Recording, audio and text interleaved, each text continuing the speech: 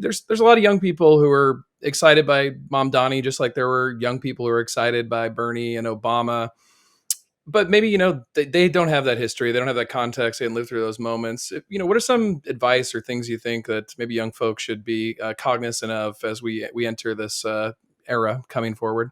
I think people should study his campaign and look at there are going to be a lot of breakdowns, a lot of analyses, a lot of post-mortems of his campaign, and those need to be applied not in a cookie cutter manner, but in a how can we adapt this to our locality or our candidate manner. I think the fact that he remained so closely connected to social movements is really, really important, because a lot of people are saying, oh my God, how is he going to enact his very ambitious agenda? It's because he's not going to do it by himself. Every step of the way, he reflected back what New Yorkers wanted, and he didn't have to, unlike Cuomo, pay canvassers to go knock on his doors.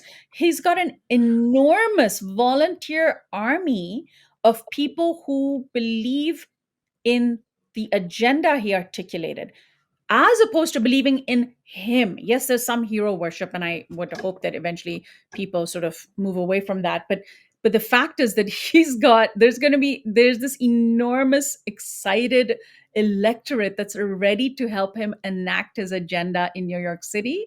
And I think we need to learn from that. For example, one of the reasons he won South Asian low income voters in New York City was because he put his own body on the line for New York City taxi drivers 1 year before he campaigned for mayor. This was when he was a state assemblyman.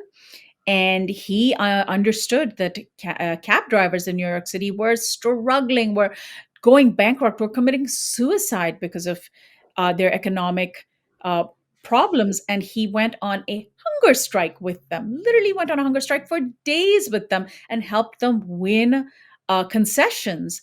They never forgot that. And that was the moment that the Desi's Rising movement, which is a South Asian led grassroots organization, decided to endorse him. Working Families Party brought him on board. I mean, he was very clearly making the connection with the movements. He emerged from the movements. He is a product of these movements. So we need to, I think, see those people in our own communities who are active in movements and ready to run.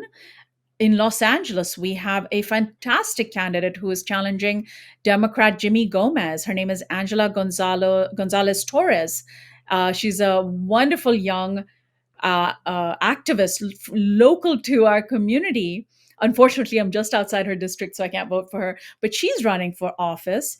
And I interviewed her, and she's leaning into, she's a Latina who wears a keffiyeh because she's anti genocide. And she is leaning into her background, her racial and identity, her gender identity, her local roots, her immigrant identity. Her father was a deportee. She was a daughter of an undocumented person who was deported. She's openly talking about that.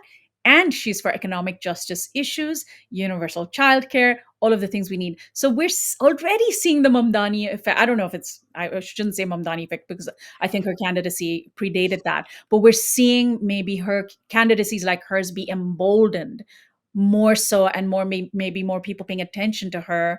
Fatima Iqbal Zubair is another candidate in Southern California who is running for office.